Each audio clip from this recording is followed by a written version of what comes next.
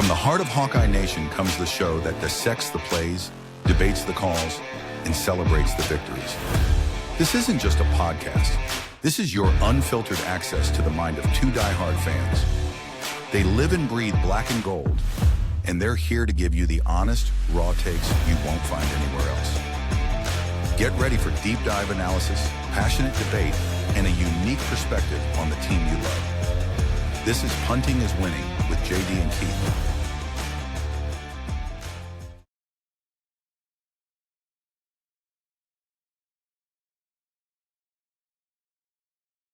Welcome back, Hawkeye sports fans, to another episode of Punting is Winning, your All Iowa podcast. We are your hosts. It's JD. I'm Keith. Welcome back. Week number 5 in the books. Didn't go quite the way we wanted it to, but interesting game to watch. I mean, it's competitive. I think that's what most people didn't think it was going to be.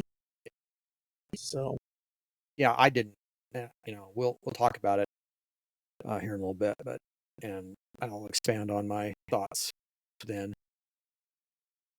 Well, let's take care of previous unfinished business. Question of the week last week was, how many times in the Tim Lester era has Iowa scored 40 or more points in a game?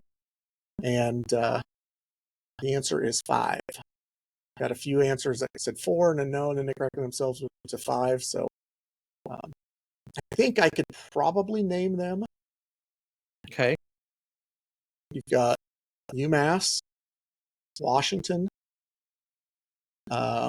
Northwestern. Let me think here. Oda? No, it was only 34. One of them was a non-con. I'm trying to think who they played in the non-con last year. Yes, 40-0, wasn't it? 47-0, something like that. 46-0. And then I don't remember who the last one was. Yeah, I guess I can't remember the other one, but there was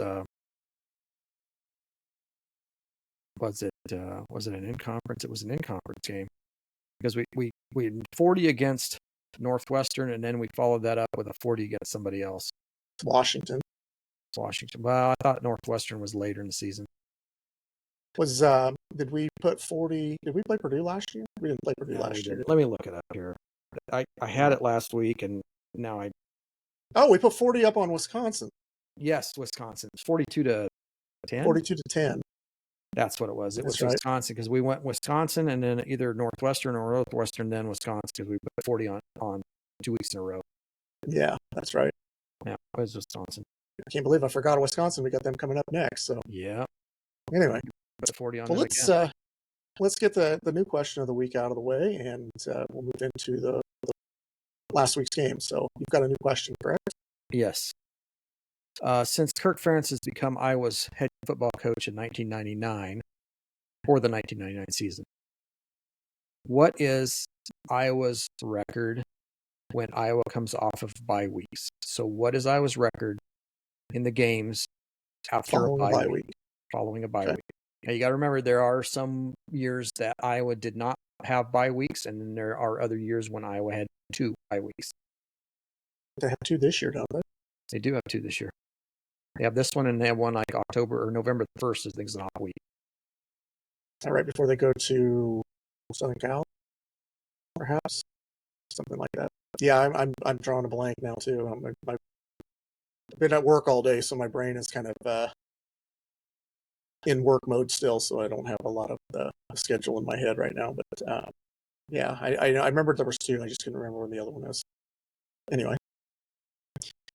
All right, so let's talk a little bit about the Indiana game that just happened on Saturday. Well, okay. First of all, I want to say Iowa surprised me in how well they played on Saturday. I was shocked at how well they played against a team that came in as hot as any team in the nation, really. They were imposing their will on every player, every team that they played. And they got to Iowa, of course, first trip out of state of Indiana. And they ran up against a very strong-willed Iowa defense. There were missed tackles. There were missed cues. There were, you tackle the guy when they hand the ball off to end the first half, and he ends up running for 16, and then they end up throwing the ball down the field. They wouldn't have done that if you'd have stopped him at a 1 yard gain. They wouldn't have gotten that 3 points. Well, they were gifted that 3 points, in my opinion. That roughing the passer was very, very weak. Based on based on what else happened in that game, that was a very weak call. There were a lot of unusual calls, but we have to play within the rules of whatever the officiating. I mean, I thought there were a lot of times though that when Iowa went to review, that like there was a pass on the sidelines that was really a little bit like questionable, and they gave it to Iowa because they made the call and said that they'd made the catch. I think they couldn't determine whether he did or didn't. And there was a couple of times I was like, I don't think they're going to give that to us. I think that's going back. And they come back and say it's upheld. And I'm like, oh, okay, well, that's a bonus. But I think that's less about the officials that are on the field, more about who's in the studio back in New York or whatever the Big Ten office is telling them, because I think that's where that call comes from anyway. I think the officials there just to determine like down and distance, time, that kind of stuff. It's not. I don't think he determines whether it was a catch or not. Well, I think they talk about it maybe between. The yeah, two I'm sure they do. Say, what did you see? Did you see the same thing I saw? Did you see something different than what I saw? And then, but I don't think that's It's not like the NFL where the actual official on the field makes that call based on the review. This is more of a studio back in wherever makes the call, but it probably, you're probably right. There is some collaboration on what they saw, but I think the things. I'll get into my stuff later. I'll let you finish. I guess I was just going to say I was really pleasantly surprised with how Iowa came out on defense and on offense. I thought Iowa there were times when Iowa, very much outplayed Indiana in that game. The only problem with Iowa was that they gave up some big plays. They gave up some down and distance things that you think, oh, they shouldn't be able to give that. They did give it up. The blitz on the last play when Indiana scored the touchdown was a little, it was a 3rd and 10. Hey, I get it. You want to throw some wrinkle in there and try to get them backed up so that they have to punt. You got burned on that one. Lesson learned. This kid, this Mendoza, he's a good quarterback, but he's not an elite quarterback at this point. I thought he was really much better than he was. Maybe it was a little bit of who he was playing in the first 3 weeks or 4 weeks of the season. But he was definitely returned to earth against Iowa. I think Iowa had a good game plan for him. And for the most part, 95% of it, I think they executed correctly. It was the 5% that didn't, that cost Iowa. And that's every game. That if you lose a game, there's those ones or twos that you can always point to and say that's what cost us. Same thing here. There were a couple of other things that I thought that 3rd down and 5, Iowa had the ball, or 13-13. All they had to do was kick the 16 field goal, and they missed it. But if you take that 3rd down pass play out and you either run it for 3, or even if you don't gain anything, you're still running time off the clock. And I think if you try to run it more towards the middle of the field, maybe that would give him a little bit easier of an angle. Sometimes a kicker, you want it straight on. That's why they run to the middle of the field a lot of times, especially in the pros. Give him as straight a shot as you can give him. And I think that's part of what we screwed up on, is we had a backup quarterback in on that, and he threw a pass that I shaking my head saying, that was stupid. Why did we do that? Well, I mean, I get it. You're trying to get that other team off guard because they expect you to run the ball. But you've got a team that plays defense like Indiana does, and they're quick. There were some good quick players on their defense. You just can't. That's a chance I don't want to take with a backup quarterback that hasn't thrown out and played a lot. That's not what I want to do. We talk about Kirk Ferentz being risk adverse. That was a risk that he took. He probably could have stopped that play call. That's a risk he took. I really didn't ever see him taking that risk before. I would never see that before. But I don't think that one play really mattered that much, because they had Indiana just used their last timeout. There was only 2:07 left in the game, and if you run it, you're going to run down to the 2-minute timeout anyway. So basically, you gave them 4 or 5 seconds. That was after the 2-minute warning. No, No, it was right before because they incompletion caused them to have another timeout at the 2-minute timeout, which had they run the ball, they were going to run off another 5 seconds and it would have gone to the 2-minute timeout and then it'd have kicked. So instead you had the kick and then the 2-minute timeout, and you would have had the 2-minute timeout and then the kick. I thought that they received Which the would have ball essentially with a minute and 36 seconds left. No, I was pretty sure that missed field goal happened with like 2:05 left. See, I thought I'd have to go back and look for sure. They took a timeout. Iowa ran a play, and it was down to like a minute and 56 seconds after the play was over. Pretty sure that it actually was before the 2-minute timeout. But anyway, irrelevant. Yeah, if you have a quarterback that's not hurt at that point, I don't know that even is a spot you're in. Well, it certainly is up for debate. I mean, yeah, losing Gronowski on that where he took off and ran on his own and got kind of upended and landed really kind of strange. I mean, you don't lose him on that. There is a possibility that Iowa is able to complete that pass, or if they would run that pass or do something. He is a catalyst. He can do things that Hank Brown's probably a little bit scared to do or even to try. So in that respect, yeah, maybe there was a possibility that Iowa could have made that first down and then ran the ball, run the clock down, and then kick the field goal from a much closer distance. I wouldn't say much closer, but, another 5 or 10 yards would have helped. And then walked it off at the end, with 3 seconds left or whatever. There's that possibility that could have happened. That's not beyond the realm of possibility or even the realm of likelihood. That could have happened very easily, but it didn't. And, we have to just kind of assess where we're at.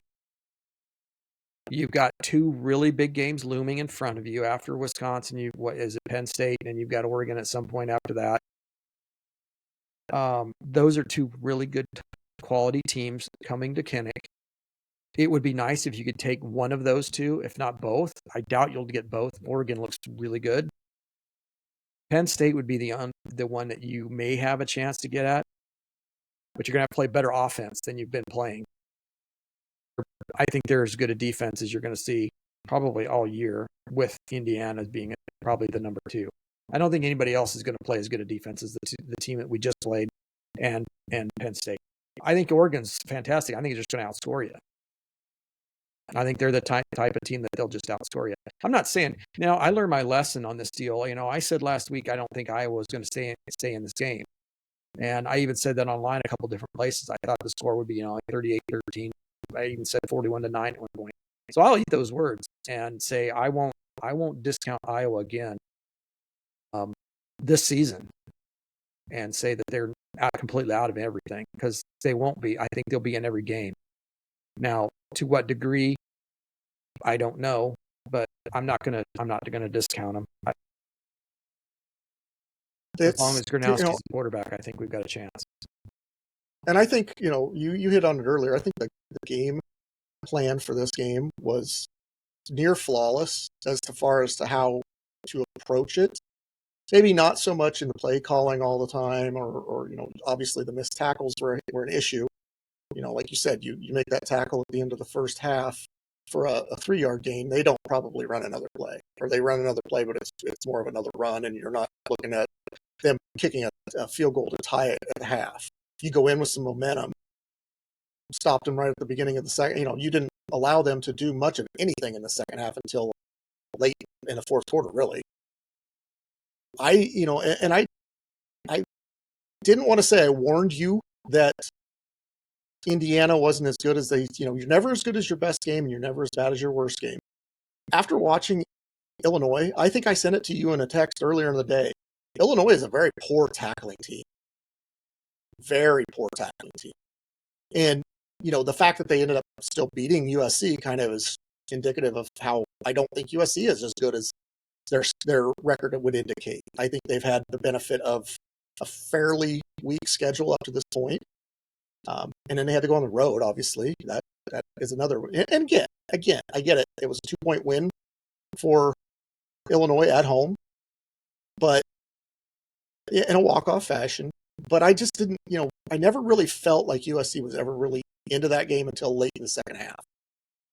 then they just kind of, I don't know. I had turned it over and was watching a little bit of Minnesota Rutgers, actually. So I missed out on a couple of, but I think wasn't there like a botched, there was a fumble that they recovered that gave them real good field position. Yeah, Illinois had the ball. I know earlier in the game they had the ball and was going in. I think they fumbled the ball at the 1 yard line going in. Gave up a field goal, or was it a field goal or a touchdown? They could have had a touchdown. It would have been a but they ended up going the other direction and getting. I think USC ended up either a field goal or a touchdown. I don't remember. Yeah, the kid fumbled it on like the 1 yard line. That was it could have been like a 14-point swing at that point. Yeah, absolutely. So and I'm not saying that Indiana is a bad team by any means. I just didn't see them as the offensive juggernaut that everybody else seemed to think they were, because I felt like the caliber of competition that they played was not up to what an Iowa defense is. And even with as poor a tackling as Iowa had in that game, that was still a tie game with 2 minutes to go. Yeah. Had we been able to, to me, I kind of equated it to like UCLA or Michigan State last year, where probably more like UCLA. Fast defense. UCLA had a very fast defense last year. That's what troubled Iowa. But Iowa didn't help themselves by not being able to tackle very well in both those games. That's why I firmly believe that's why they lost those games. They didn't tackle well. And that cost them in this game too, in my opinion. Had Gronowski not gotten hurt, I don't think Iowa loses that game at all. And that's, possible. Call me crazy, but I felt like for most aspects of that game, Iowa outplayed Indiana. Now, I agree, they did. Yeah, you should be, because you're playing at home. But this was a, I don't know where it was said 6.5. I thought last I'd heard it was an 8.5 point spread at one point. But so I don't know why people are all over that kid for taking that safety to knock it down to a 5-point game instead of a 7. But whatever. Bettors, I don't care about you. Honestly, you're taking bring that on yourself. Yes, but let's be honest. There are some times where these games the outcomes are determined by who the bettors are. I'm sure. Yeah. I'm not going to get into that and say that it's a big conspiracy theory that, but you gotta know that that's happening out there. There's no telling me that that's not happening. Well, we're going to find out.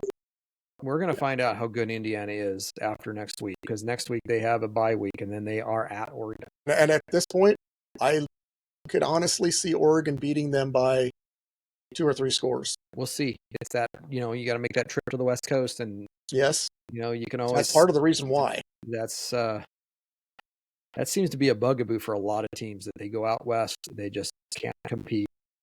I don't know whether they cross some kind of a medieval timeline or something that sets them over back. Rockies. It's some kind of a mystical bad juju thing. I don't know what it is, but I can't think that at this point in time, with the national recruiting, guys playing East Coast to West Coast all the time, that the time difference is that big of a factor in it. I mean, I'm sure it is, especially if you're a team like Rutgers to if you're going west to east and you're playing an early time slot. That is good. That's going to affect you probably a little bit more than going east to west and playing a later time slot. That's like USC playing I would think 11 o'clock in Illinois. It's 9 o'clock in LA at that point. So, I mean, well, we talked about it the week before with Texas Tech and Utah playing the big noon game. That was a 10 o'clock local standard time.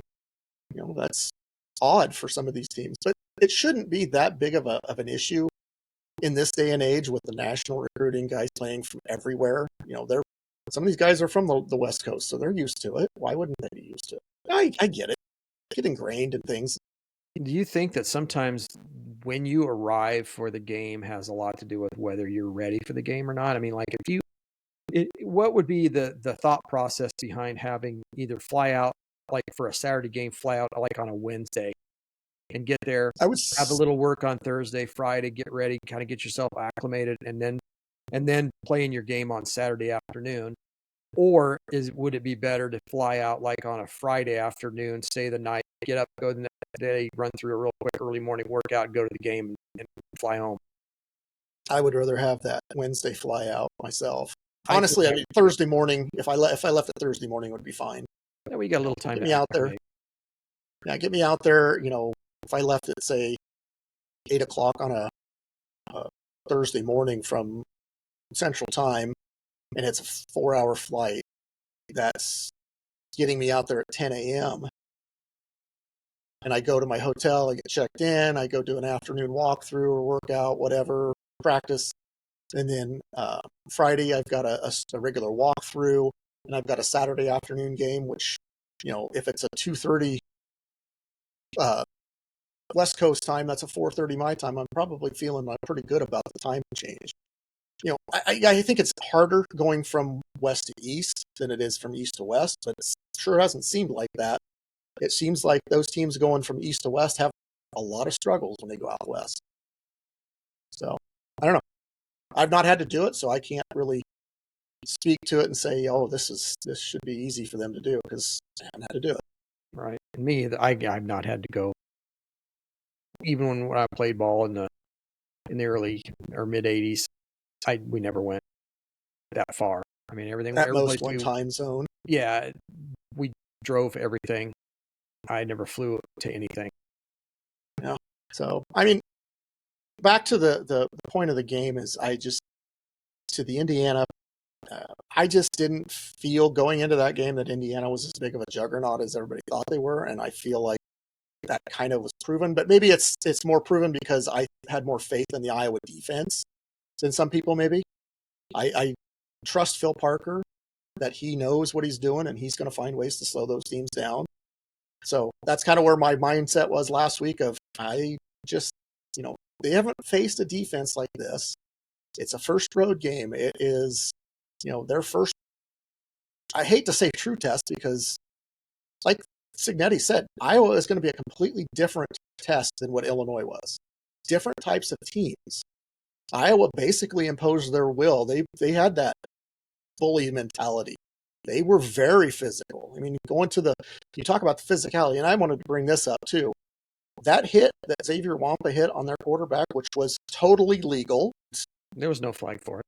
The fact that there was no flag on the sidelines for him getting stomped on. I mean, I remember I watched it a few times. There were guys that weren't in uniform stomping on him. And I'm like, you got to stop. You got to intervene. And it's like they took their time. And then what do you call? Offsides. Going back and watching it, I didn't see an offsides. I looked at them how they were lined up, and I mean, if you really wanted to get technical, it'd be kind of like you go back to that Chad Greenway offsides on the kickoff, or maybe his shadow or part of the front of his helmet was over the line. That's how close that would have been. And to be able to say definitively that he was offsides would have been very difficult. Even with replay, I would have been like, I wouldn't have called it. I mean, especially considering the guy they called offsides was 12 yards out from the ball. He was the defensive end on the near side where that official threw the flag. I don't know if it was his angle that made it look like he was further up, but from the overhead angle, he was not. I wouldn't have called him offsides. But the simple fact that that's your call after you convene for 5 minutes, watching this guy get the crap beat out of him on the sidelines. I mean, some people said, oh, well, maybe they were just like, well, who was it that went in? Kenneth Merriweather went in to pull his guy out of there. Well, then it's offsetting then at that point. So we just won't call anything. Well, no, he didn't go in there to do it. He didn't do anything when he went in. The guy's getting stomped on. He's going in there to grab his guy and get out of there. He didn't push anybody or anything that I saw. Like, you got to call something. Somebody should have been ejected. There should have been a penalty, anything. You can't just let that go. And that was probably one of the worst officiated games I've seen in a long time. And not from the sense of what was called, but what wasn't called. And it wasn't called both ways. But we talked about this before too. Let's say you're a team that you missed, let's say they missed some holding calls, which was very obvious considering the announcers are like, wow, the tackler got tackled. That's pretty much the epitome of a hold, not called. Let's say that happens 25 times for that team, and it only happens 5 times for the other team. That 25 times where you're getting away with it is going to definitely benefit you. Now, some people would say, well, if they're going to do that, why don't you just follow suit? Because as soon as that happens, then they start calling it. Or whatever. I'm not saying that that's what cost them the game. I'm not saying that, oh, well, the officiating was so brutal that Iowa lost just because of that. No, but that was very, very poor. You should be fired for how bad that is. If I did my job that bad, I wouldn't be doing my job. That's my opinion. Rail me over the coals all you want. It's fine. I will take it. What was it? Mike Gundy said, "I'm a man. I can take that," or something like that. I'm 40. I can take it or whatever. Yeah, I'm a man. I'm 40. Yeah. Well, he's out of a job. Yeah, but I thought Iowa did a lot of good things on offense. I did too. I think Mark Gronowski threw the ball fairly well. He did skip one that we kind of needed. But overall, I'd say there is marked improvement from even Albany at the very beginning. There's marked improvement. From Iowa State, there's marked improvement. I'd say improvement from Rutgers. Every week, I feel like Iowa has gotten more cohesive, a little bit smoother in their pass game. He's getting the ball out quicker. He's not holding on to it nearly as long as he was the first couple of weeks. Remember how long he kept that ball in the first couple of weeks? It's like, God, get rid of it. And he just hang on to it. I think he's either getting a little more time now, or his mental clock is a little bit quicker, and he knows he needs to get it out. And I think it's benefiting him to do that. Well, and I think that he understands more at this point what his offensive line's capable of, where he wasn't in that. I don't hold that against him in the first couple of games because he hadn't had a chance to play behind them against somebody other than the Iowa defense, who maybe that's a situation where, you're going up against the Iowa defense. They doesn't have as much time, so he's got to make quicker decisions. And you saw that maybe he wasn't taking his time. He's getting happy feet because he's used to the pressure that wasn't there.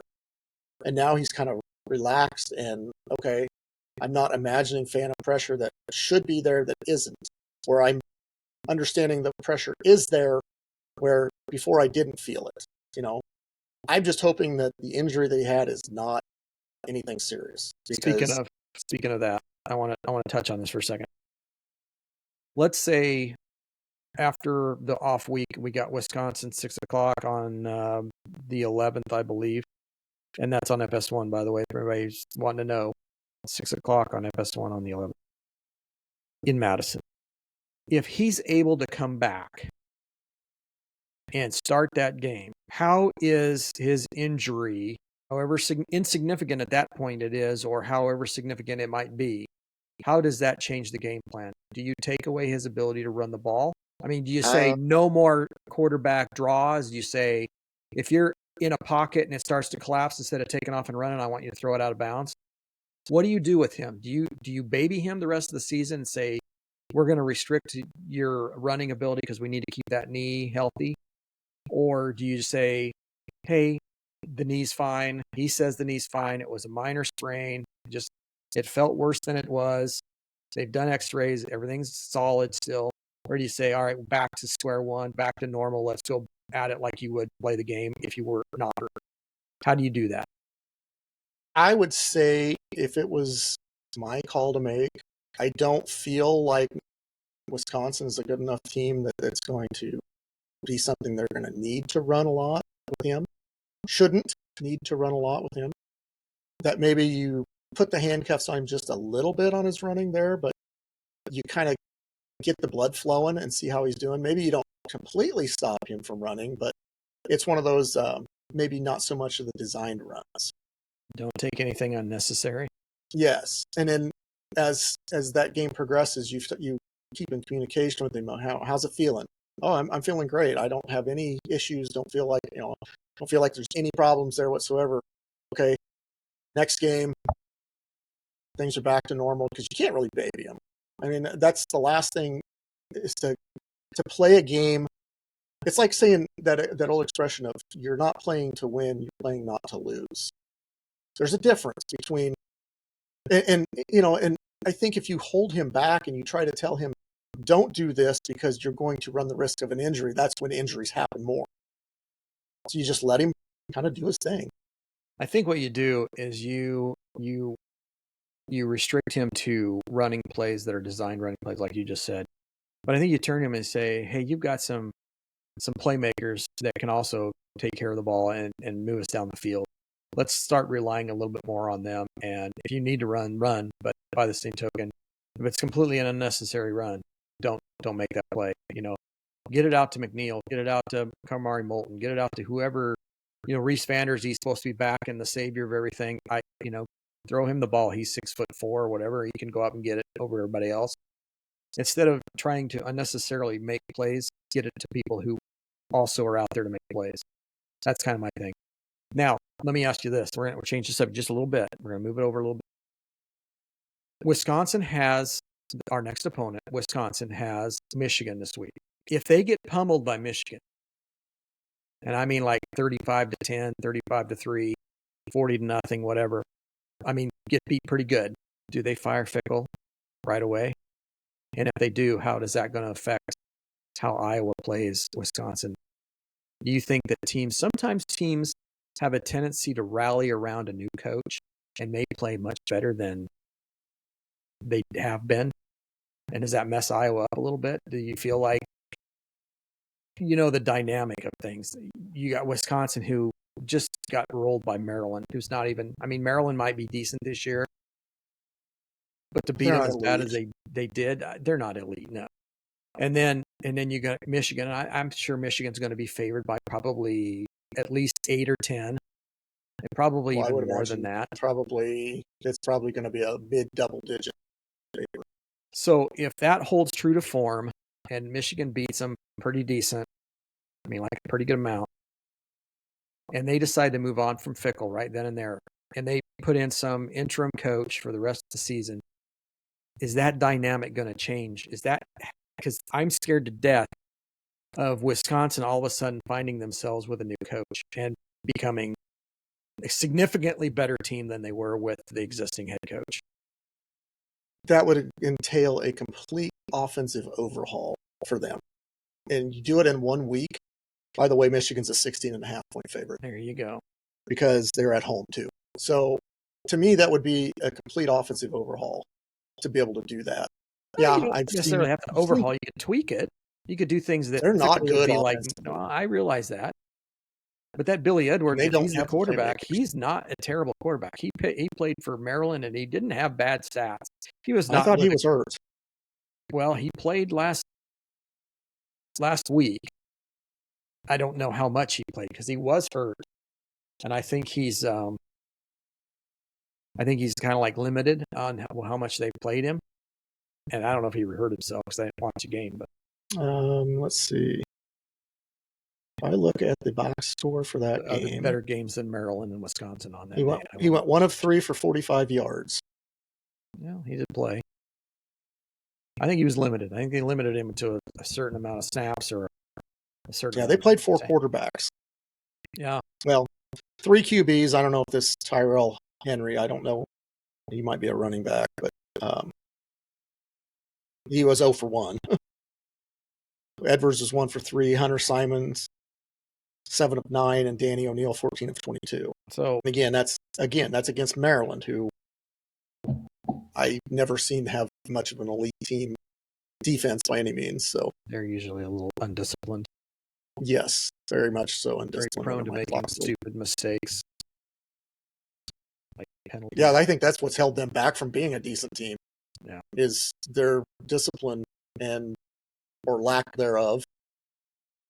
There's been several teams where it's like, oh, that's we looked at it on paper in the beginning of the year and like, that's a pretty good team. And then they play the game and it's like, yeah, that's a very undisciplined team that makes stupid mistakes, stupid penalties that cost them games. And that's a direct indication of your coaching staff to not have that cleaned up after this many years, to have that same, it's kind of like going back to the old Fran McCaffrey, not playing defense. Same thing. It's a coaching philosophy that's bad. We just want to outscore you.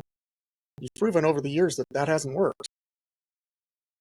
Question for you: when does basketball season start? Or basketball practice start? Is that today or tomorrow? It started last week. What did? First practice was last week. Yes. Oh, okay. I realized their first game, if I'm not mistaken, the first real game is November 4th. Is that right? But I think they have a couple of. Do they have an exhibition or two? They have one exhibition, I believe. Before that, but I'm looking here. I don't know who that would be. Maybe they're playing St. Benedictine or something. Augustana. Robert. Let's see, because the Robert first game's Morris Robert Morris. would be the first game, real game. Yeah, and then it's funny. I want to Didn't we say get a that guy from Robert Morris? Didn't Alvaro Reguaz come from Robert Morris? Yeah, I think he might have been. That's kind of cool. Play against your former team. I'm not seeing that on the official site what the exhibition game is. They usually don't show it on the official site. You have to kind of look at some other sites, and they'll have it. But it's like I say, it doesn't count for anything. It's just a warm up for the season. It's usually 3 or 4 days before the season starts. Like it could be, I think November 1st, if I'm not mistaken, is a Saturday because that's the Iowa's off game. They could have that. That could be their exhibition day. I don't know. I didn't find it when I looked earlier, but I didn't know. Interesting. I just assumed it would be there because it really is. Well, they played an exhibition game last year that really snuck up on people. They're like, "Oh God, they're playing tonight." I didn't know that. Yeah, it was Minnesota Duluth on the 25th of October, and that was. I mean, that should have been an indication to us last year. Ended up 102 to 81 that you allowed Minnesota Duluth to score 81 on you. And they were staying with you for most of the first half. Not right with you the first half. Yeah, I listened to it. I didn't get to go to it because it wasn't televised, so I had to listen to it. Maybe we should go to that exhibition game. Whichever one it is. We can look. I would not be opposed to doing that. The only thing of it is if it's that day, the first, I can't. We have a family. I just have to look and see if I can find it somewhere here and find out when that is. I have not seen anything yet, but it doesn't mean that it's not out there. It just means I haven't looked hard enough because I'm still in football mode. Yeah, that's true. All right. Well, I don't know. 3-2. You got a chance, really a decent chance to go 4-2. Then you've got, is it Penn State coming in after that, or is it Oregon? I usually have my schedule here, but I don't have it with me right now. It's just sitting downstairs. So you've got Penn State coming in, then you're home against Minnesota. Whoa, we got 3 home games in a row. Penn State, Minnesota, and Oregon. Then you're at USC, and then we're home against Michigan State and at Nebraska. So we got Minnesota sandwiched in between the big boys, the 2 elites. Yeah. Well, we'll see. See how the games come out. I don't know. It's going to depend a lot on if Gronowski can play. Not that I have a problem with Hank Brown. I think if he gets number 1 snaps for a while, he'll be decent. If he's our quarterback next year, I think we'll be okay.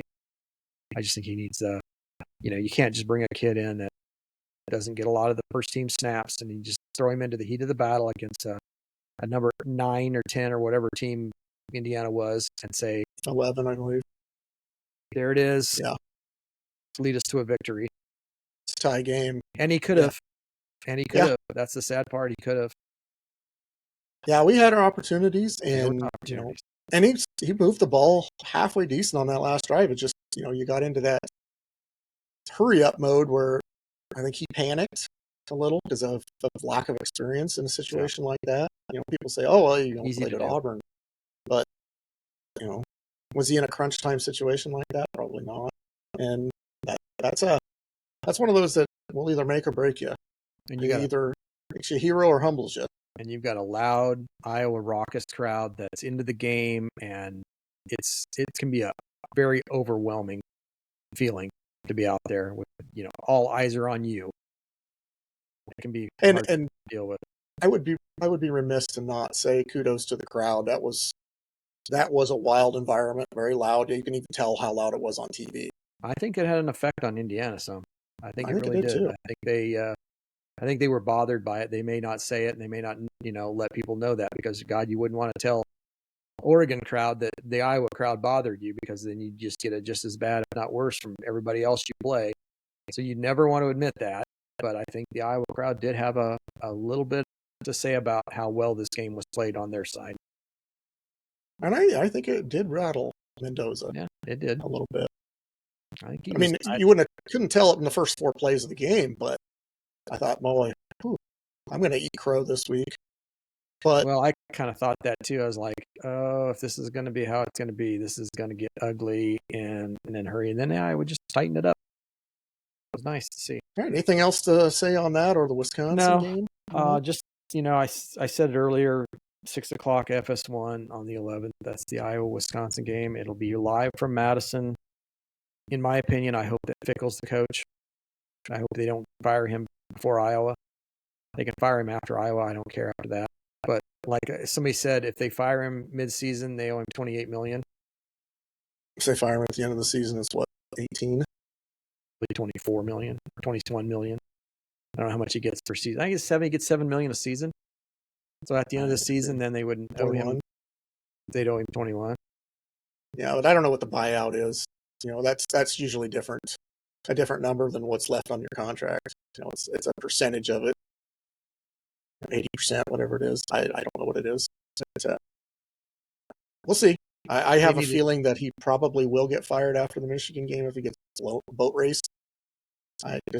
They're not very happy with things up there. I can tell you that from the fan base. There was a lot of fire hymns after the last game, and that was a week ago. After Maryland, they were like, we shouldn't have lost to Maryland like this, and this guy has lost control of the team. He needs to go. There's a lot of those. If you watch the Badger podcast, they are ready to send this guy out and burn him at the stake. I mean, they just pitchforks and torches. That's what they're looking. That's what the crowd seems like at that point. Here's my thing on that. When Hallcrest left, and what was it? The defensive kid, I can never remember his name, that came in and was the interim coach the rest of the year. Yeah, he was a safety. I don't remember his name off the top of my head. Yeah, defensive guru. Yeah, and Luke Fickell was the hot name coming out of Cincinnati. He was the up and coming, and Jim Leonard, yes, and that didn't work out. So, and I'm not advocating for people. This is not my Kirk Ferentz speak, but sometimes you got to be careful what you wish for, because not grass is not always greener with the next guy. And I think, they've said it before that it's always easier to be the guy that replaces the legend, or replaces the guy that replaced the legend, than it is to replace the legend. Yeah. And I think that's why we may have, when Kirk Ferentz leaves, we may have a short-term coach before we find the right fit. Yeah, I don't think we're going to find our Kurt Signetti right off the bat. No. Well, and Indiana didn't have anywhere to go but up, so. True. But we don't know. And they have a lot of either. And Indiana's got a lot of money they can spend too. Yeah, they've got some pretty high dollar donors. Yes. So anyway, we'll move on from that. What do you think of old Dabo Sweeney's Clemson Tigers? Did they get beat again? Yes. By who? I was aggravated enough that when the game was over, I shut it off, so I didn't catch any really. Let me look that up. I'm pretty sure Clemson got beat last weekend. Which sucks because I really did want to watch that Penn State Oregon game, but I just didn't have the heart. I ended up taking the wife out for dinner. Yeah, let's just get out of here for a while. 20th. Well, they didn't play last weekend. They got beat by Syracuse. Syracuse. They don't play. Who absolutely got? Yeah, Syracuse beat them in Clemson, and then Syracuse gets throttled by Duke. So it's. They said it was the first time in Dabo Sweeney's career at Clemson that they've been 1-3. Wasn't he one of those though that was very anti-NIL, very anti-transfer portal? Yes, he didn't start dipping into the transfer portal till last year. The first time he pulled a kid from the transfer portal ever. He's one of them that he's wanting to stay. He lost quite a few, and the world is revolving around him. You're either going to get on the ship to go around, or you're going to sit there and watch the world go around without you. And at that point, he was standing watching the world go around without him. And do you think that he has let's say he has a 4-8 season or something? Do you think they fire him? That's a tough question.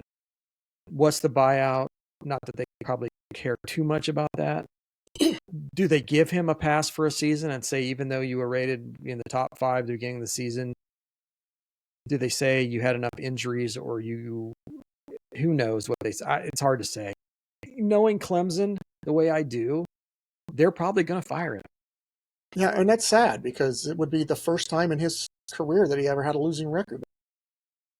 But I don't think he should be fired. I think he should. I don't either. I think you could give him 1 year of hey, what, you didn't have a good Give him year. a pass. Okay. Give him a pass. You've done very well up to this point. I mean, hell, if he was with Iowa, lifetime He's a contract. lifer. Lifetime Yep. contract. That dude would Or die on honestly, the sidelines, and they'd still prop him up and say he's still the head coach. there's a lot of teams that would do that. Not just Iowa. Iowa State would do it if he was their coach. If he had a success like that, there'd be they'd build statues and monuments to him. But, I think this day and age that I believe that he would, that would be, okay, there's your mulligan. But the donors won't do that. The donors will be like, get rid of him. Get somebody else in here. What have you done? Because anything below 9-3 or 10-2 is not acceptable to us. And, you saw the hothead for Nebraska. Scott Frost.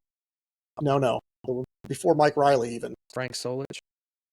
No, after him. The one that threw the hat at I can't remember.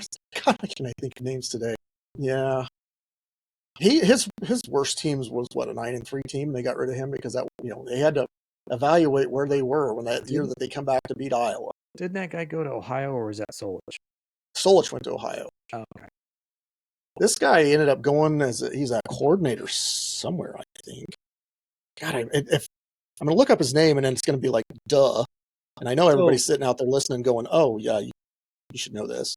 So how bad is UCLA? I mean, just horrible. Bad. Horrible. I thought they would have a decent squad this year. I thought they would have improved last year. Pelini, yeah. Yeah. Mm-hmm. Yeah, that's big nose. That's a team that gave up. Yeah, they did. They're done. I don't know. Did you see the Rose Bowl? Did you see the crowd out there? Was it like? I mean, if there was 500 people there, that's probably being generous. Well, they don't draw they don't draw big crowds anyway, even when they are really decent. But yeah, I mean, I would have thought at least 500 Northwestern fans would have showed up to that. Even as bad as Northwestern is, they played in Northwestern. And I thought that was a game at UCLA. We're getting off topic here. I mean, well, we're talking pretty irrelevant at this point. That was at Northwestern, so yeah. What do you think of Penn State, Oregon? I didn't get to watch it. I didn't get to watch either. I shouldn't say I didn't get to watch it. I didn't watch it because I couldn't. I did see highlights, extended highlights. It was like about 18 minutes of highlights, and I thought Oregon outplayed them pretty much every way from Sunday, except for they let down in the last 5 minutes of the game and allowed Penn State to score 2 kind of late touchdowns to tie the game. And then they went into overtime, and then it went into double overtime before it was over. But yeah, that was the Franklin effect. I'm not impressed with the progression of Drew Aller at this point. I thought he would be much better than he is. I was expecting him to be one of the top 2 or 3 quarterbacks in the Big Ten, and right now he's not. Who do they have this week? UCLA. So they could rest their starters, yeah, and still win that game by 30. I think you could put pads on the cheerleaders almost at this point, and they'd probably still win. But it is out in LA, and it is so that 2:30 CBS game. So we'll take a couple of points off of Penn State for having to have the travel. So instead of it being 45-0, it'll be 38. We'll just call it 38-0. Penn State's a 26.5-point favorite. Yeah, UCLA is just that bad. So, but next year they'll be coached by Matt Campbell, and they'll be better. We'll see. Yeah. All right, let's wrap this up and Okay. get out of here for the week. So, as usual, give us a like, thumbs up, subscribe if you haven't subscribed already. Give us some comments. Tell us what you like, what you don't like. Call me crazy, whatever. I know that's what you guys did. Some of you guys did that last week, and because I had the faith in Iowa's defense that maybe a lot of others didn't have, or didn't have the faith in Indiana's offense as much as everybody else. I kind of felt the same way when it came to Iowa State, but I was wrong on the outcome on both of them. I kind of figured Iowa would win both of them, but I was pretty close. So keep those comments coming. I do read them. I don't necessarily respond to them, but I do read them. I laugh at some of them just because they are hilarious. Otherwise, catch us on our social media as usual, TikTok. Check out our merch store if you're so inclined. I haven't had anybody buy anything recently. I don't know if we've had anybody buy anything for quite a while, actually. Anybody not family, anyway. Yeah, outside of the family. So, anyway, if you feel so inclined, that would be great to support us. We are getting our name out there, and people are starting to see us a little bit more. So, any little tidbit will help. Anything else from you? No. All right. All right. Well, on that, let's give it a go, Hawks, and get out of here. Go Hawks. Go Hawks.